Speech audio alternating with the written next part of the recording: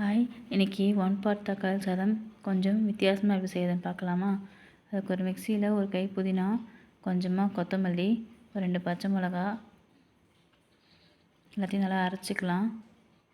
இப்போ குக்கரில் எண்ணெய் சேர்த்து கொஞ்சம் பட்டை, கொஞ்சம் பிரியாணி இலை, ஒரு வெங்காயம் நீளமாக நறுக்கி சேர்த்துக்கலாம். அப்புறம் ஒரு 3லேருந்து 4 தக்காளி பொடிசாக நறுக்கி அதையும் இதில் சேர்த்துக்கலாம்.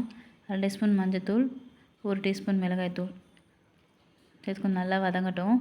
இப்போ நம்ம அரைச்சி வச்ச பேஸ்ட்டை இதில் சேர்த்துக்கலாம். இது இந்த புதினா ஃப்ளேவர் போட கொஞ்சம் வித்தியாசமாக டேஸ்ட் நல்லாயிருக்கும். தக்காளி சாதம் வாரி இது மாதிரி ட்ரை பண்ணி பாருங்கள். இப்போ நான் ஒரு டம்ளர் அரிசியை ஊற வச்சுருந்தேன், அதில் சேர்த்துக்கிறேன். நார்மல் ரைஸ் தான். இப்போது குக்கரில் வந்து இந்த அரிசி முழுகிற அளவுக்கு தண்ணி சேர்த்துக்கிறேன். தேவையான அளவு உப்பு சேர்த்துக்கிறேன். குக்கர் மூடி வச்சு ஒரு 2 விசில் விட்டால் போதும். 2 விசில் இருந்துச்சு பாருங்கள், சூப்பராக இருக்குது தக்காளி சாதம்.